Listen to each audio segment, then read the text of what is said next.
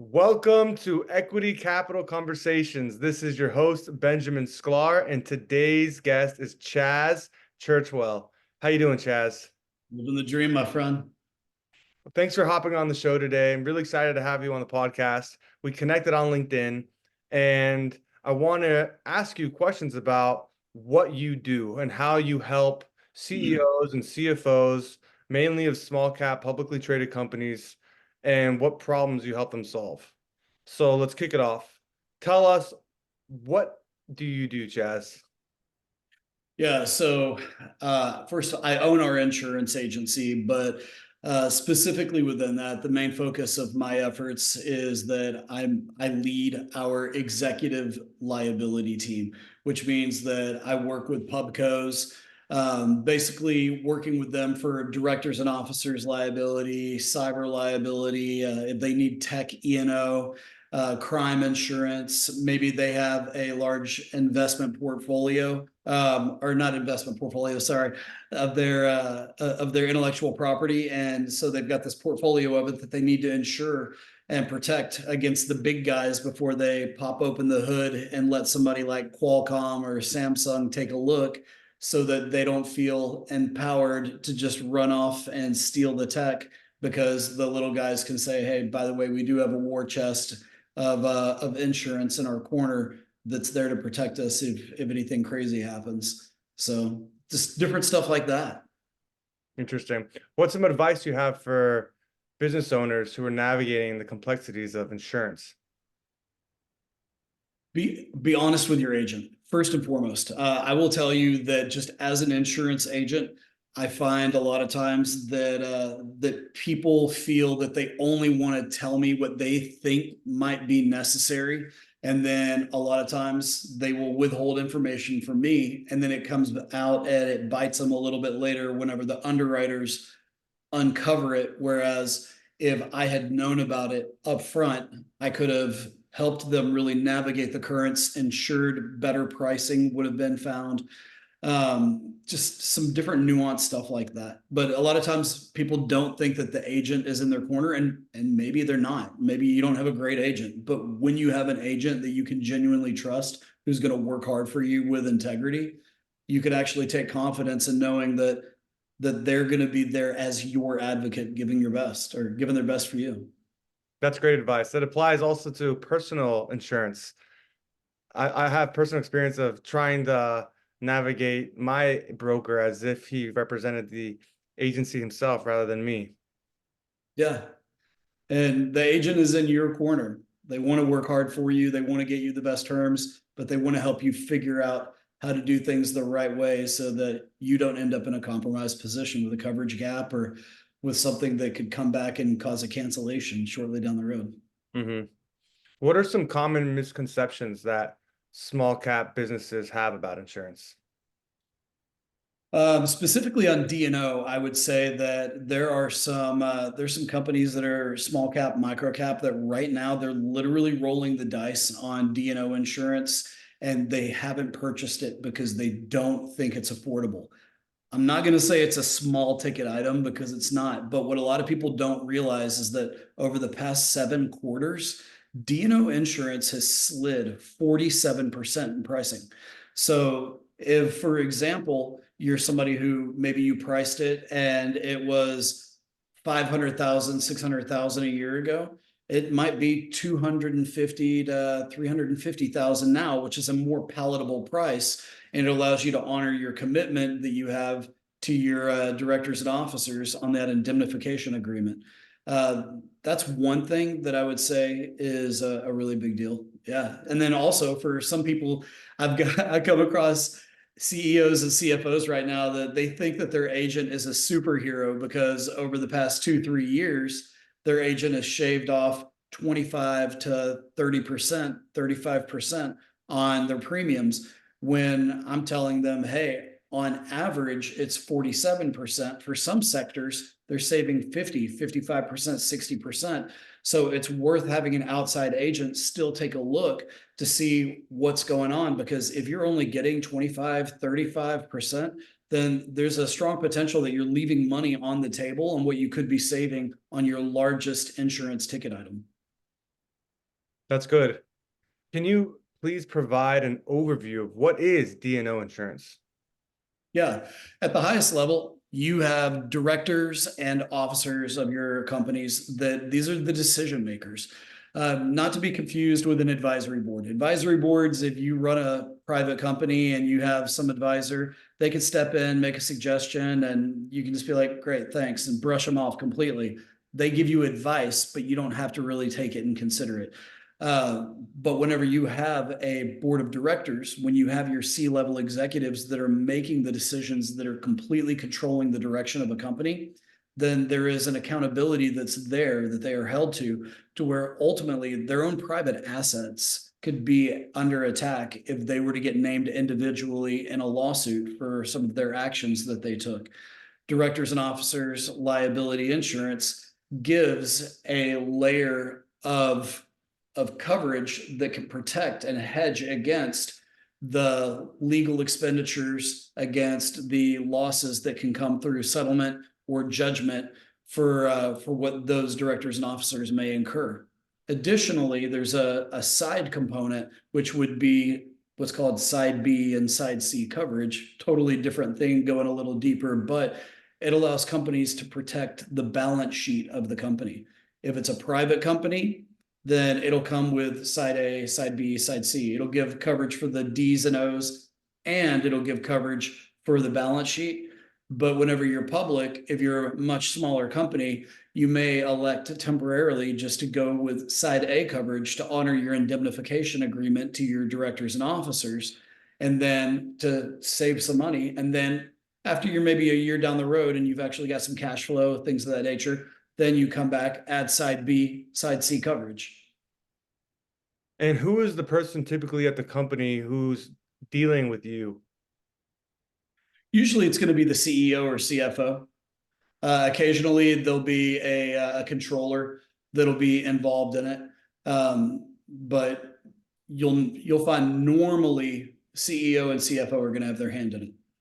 And at what part of the company's life cycle should they think about reaching out to you?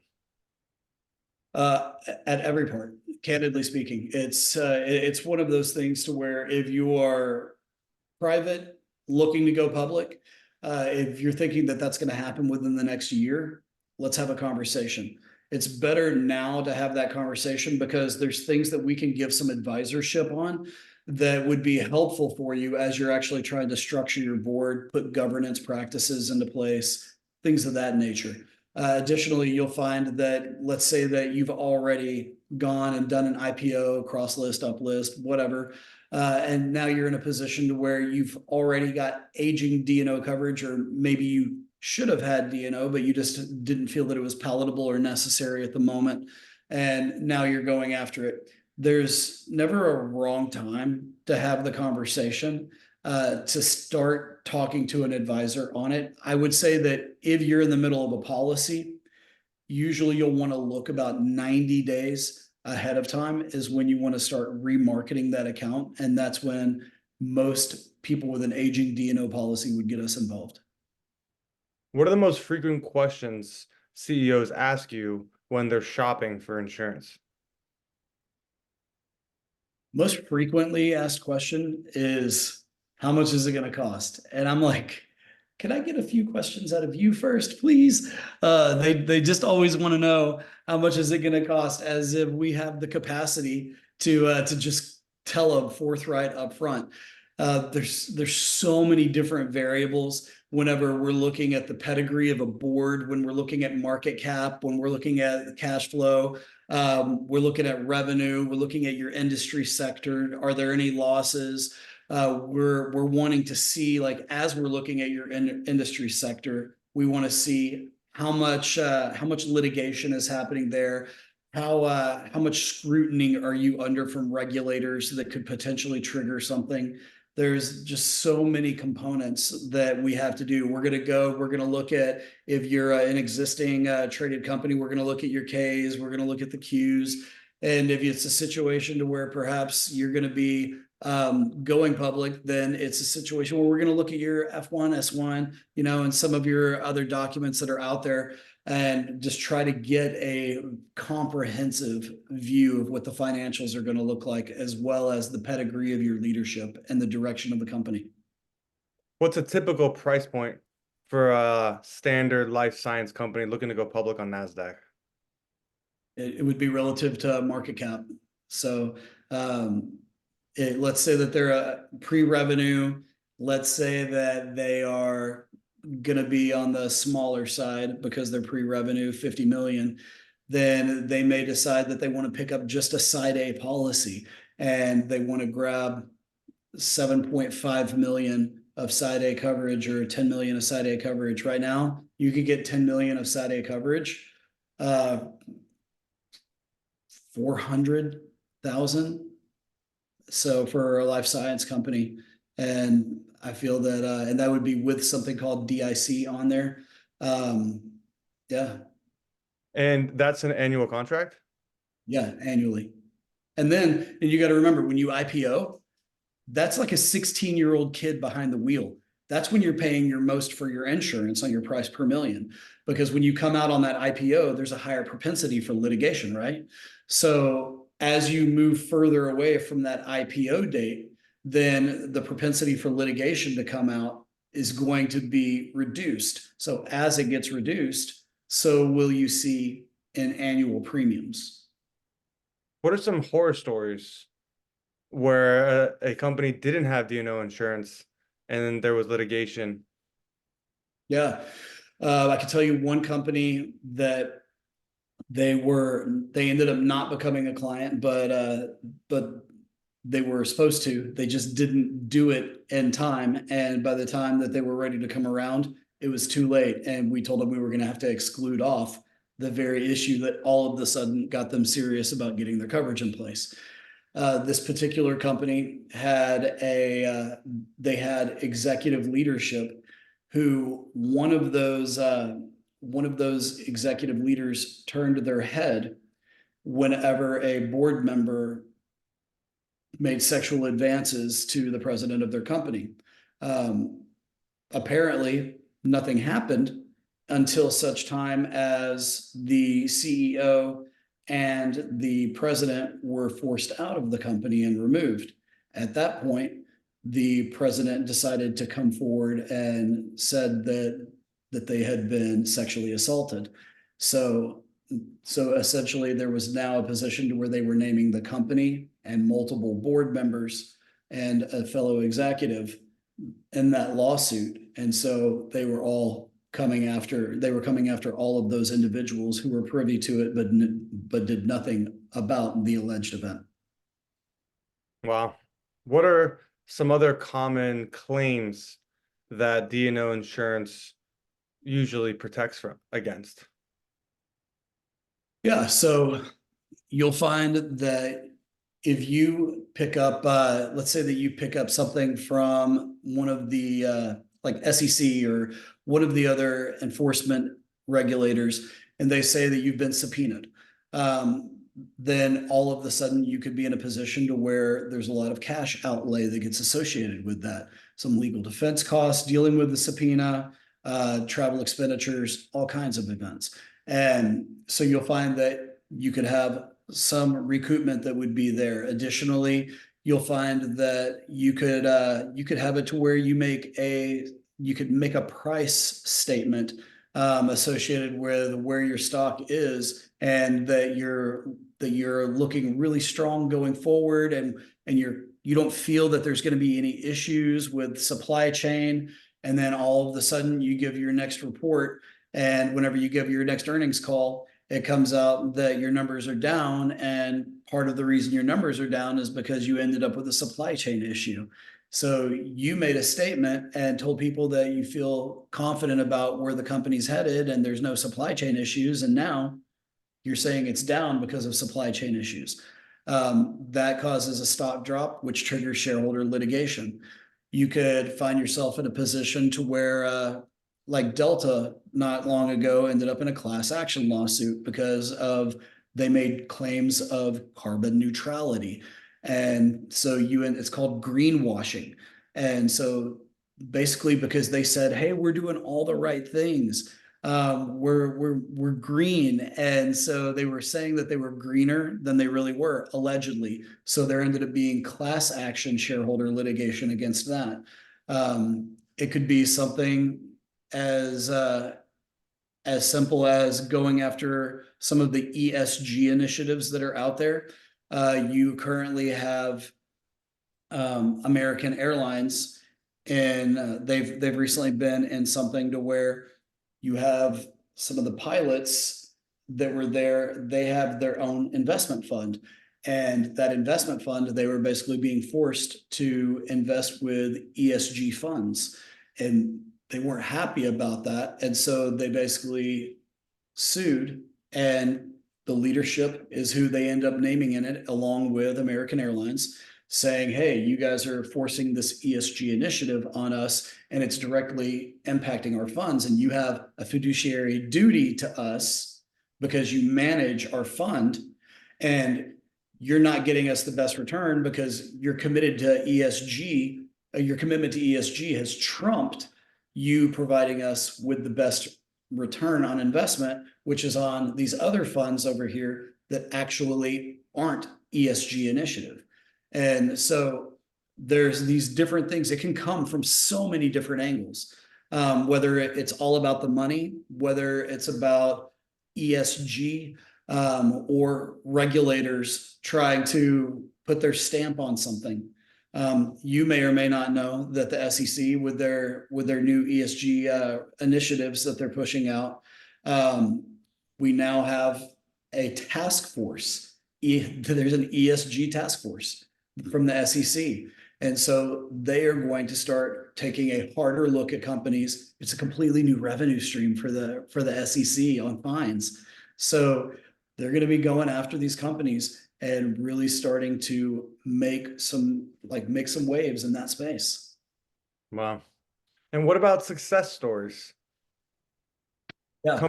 Companies with D&O insurance. Yeah, I think that one success story that I would probably go with is the fact that there was a client of ours who they recently had they had some peer review that came in, and in that peer review, it was determined that there were some missteps on audits. And so the regulator basically said, hey, you're going to end up getting a fine on this. And so it was a situation to where some individuals were named, and you had the side A coverage that was able to step in and help out in this situation.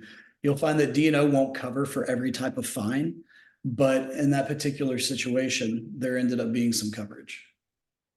What other types of insurance services and products do you provide beyond D&O insurance? So you'll find cyber insurance is really a hot button right now. I saw something from, I think it was Forbes yesterday, that somebody had put out saying that they were basically believing that cybersecurity was going to be the #1 stock investment of 2024.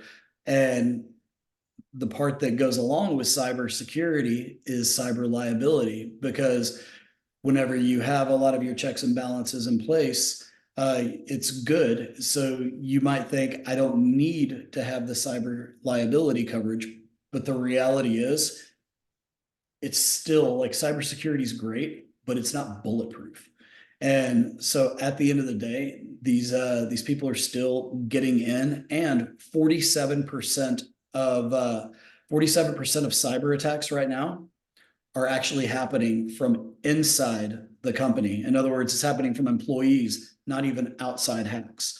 So whether it is something to where an outside individual ended up putting something on an employee's computer and then it got in that way, or it's a situation to where the individual themselves decided to do a hack on the system. 47% are coming from internal, which cybersecurity can't do a lot to prevent that. Well, I never knew that. I didn't think that it was coming from within these companies. It actually used to be higher. But if you think about it, people now, like most of us, I mean, you know how it is. You see an email that comes through and you're like, this looks kind of fishy. I don't know. I don't think I'm going to open that attachment. Or you'll, like, I've got somebody that keeps emailing me. They hacked somebody at Yale. They hacked their email address. So I keep having somebody from yale.edu that keeps emailing me, but they're saying that it's about my commission statement. And I'm just like, yeah, I'm going to open that. But so we're seeing less of that as people are becoming more aware of the phishing scams and all of these other things that are out there. And so people are doing better due diligence as they look at their email, which is actually why we're seeing a trend. It used to be much higher that the attacks were coming from internal, but now we're seeing that slowly it has been shifting to where it's becoming increasingly external. It was only at 2023 that we actually saw it shift to where the majority it started coming from outside the company instead of inside. Hmm.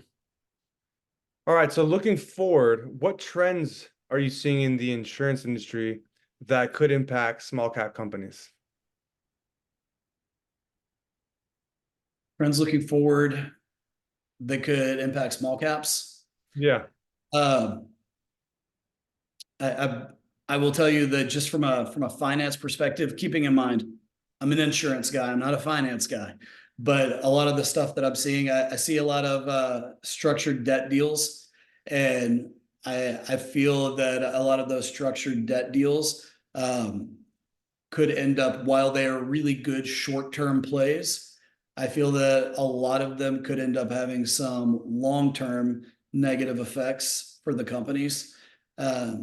Just from share pricing, ability to really make maneuvers down the road.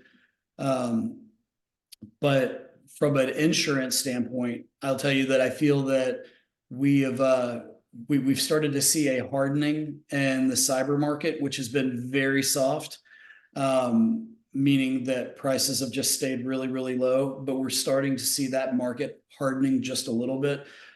D&O insurance, I'll tell you that I think we've found the floor on D&O pricing, and then it's going to start to stabilize and go up from here. E&O insurance has been fairly soft as of late, so it's been competitive, but I think that we're starting to see that going up. And then all these companies, they all have crime, which is a very small part of the policy packet that they have, but their general liability and excess liability, those have been ballooning exponentially from a hard market standpoint, and we've been seeing some significant increases there. I'm hoping that by end of this year, we'll kind of find that ceiling on the general liability and excess liability. Why do you think prices are rising? Part of it is very simple. It's the fact that insurance pays for stuff, and stuff has gotten a lot more expensive over the past year. So when you're looking at general liability, it's that for a company, it's that they've caused bodily harm or property damage to somebody else's stuff. So medical bills up roughly 25%, for bodily injury payouts about the same. And then for property damage, those things roughly 18 to 20% increase is what we've seen as of late. And as those things continue to go up with climbs and inflation, we're seeing that general liability is keeping rigorous pace with that, and the excess liability as well, keeping rigorous pace with that. Interesting. All right, so changing topics, focusing on you as a principal business owner, what are the biggest challenges that you face as an agency owner? People capital.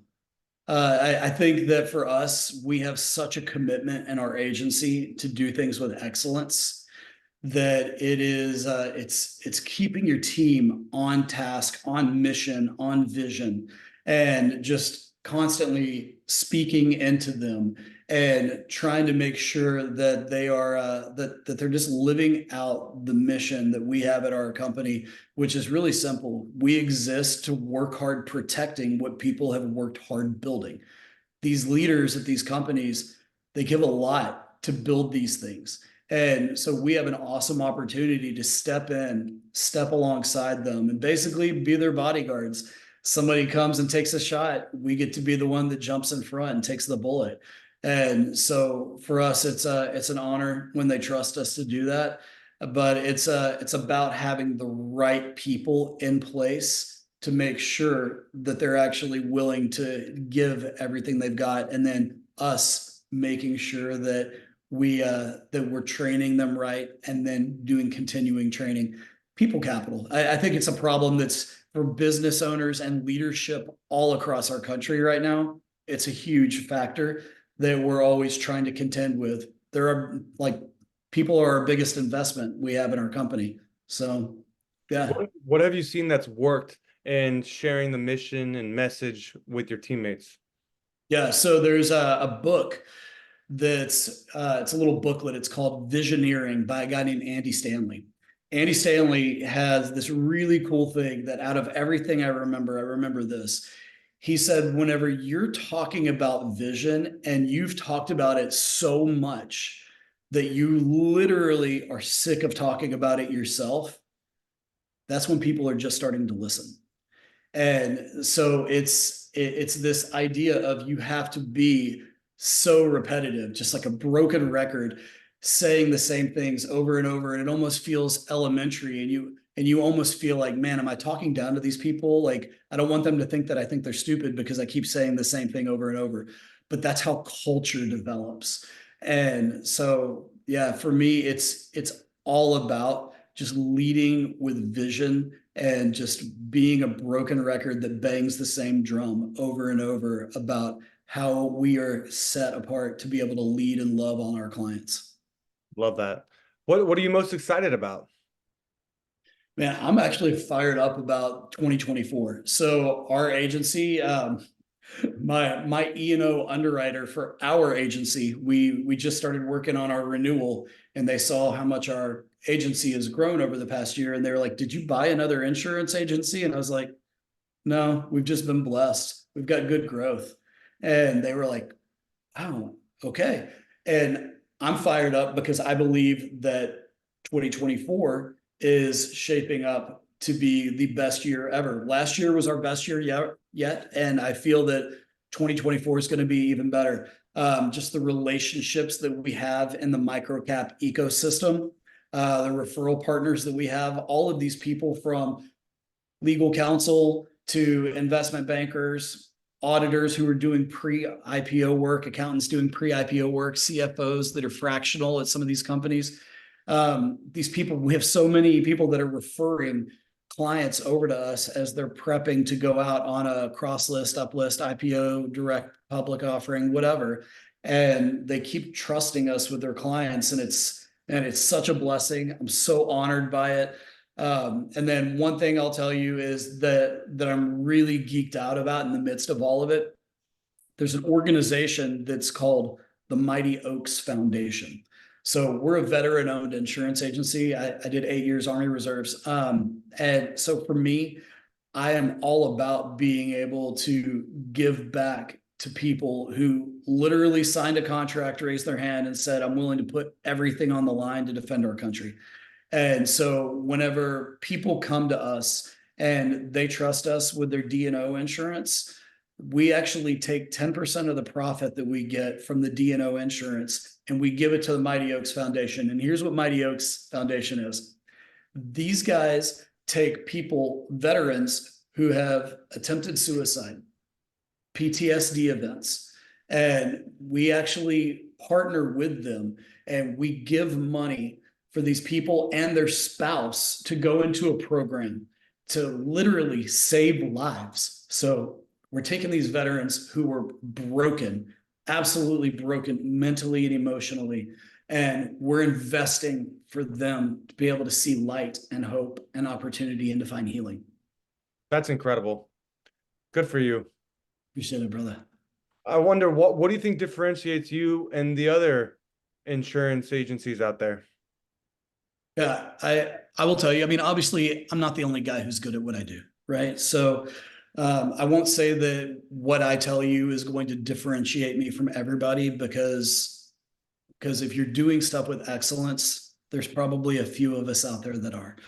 But what I will tell you is that if you work with Churchwell Insurance Agency, we're a boutique firm. You go somebody like some of the bigger shops. I don't want to throw anybody under the bus, but you go to some of the bigger shops that are out there. Here's what happens. If you're micro cap, if you're a smaller end, small cap, they're going to take you, they're going to write your business, they're going to throw you on the shelf, and then they're going to come back to you at renewal. And anything in between, they kind of hope you don't mess with them and don't bother them. But for us, if you're a publicly traded company, you're a big deal. We're fired up for the opportunity to connect with you as much as you will let us in relationship. And so when you have an insurance agency who actually is in relationship with you, it can be a game changer for a myriad of reasons. One of our clients, I was just with them in Las Vegas at the Planet Microcap conference, and they were floored. It's not often that I think a lot of insurance agents have their clients saying, Chaz, how can I help you? What can I do for you? Because I'm just so floored by everything that you've done for me. We were able to find a couple of the pain points that they have in their company that aren't even insurance related. And we were able to connect them with other people that are in the ecosystem who are trustworthy and full of integrity. And we were able to connect them so that they could do a couple of things. One is they needed to raise some money, but two is they were in a position to where there was a little bit of dysfunction in their leadership. And after they told me the story of what was happening over dinner, I was able to connect them with an organization who's literally going to come in, consult, and solve this problem for them. I'm 100% confident. And so when we're able to give them check writers for a couple of $1 million and we're able to position them to solve a little dysfunction in leadership, what company doesn't get excited about having that kind of a partnership from an insurance agent? For us, it's not just about writing a policy and putting it in place. It's about a genuine relationship. So I think that's our biggest differentiator is we genuinely care about our clients and we go beyond insurance to help them win.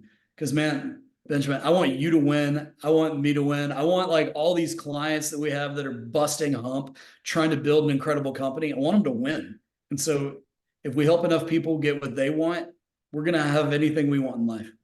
Amen. There's a great quote where I think it's from Jim Rohn.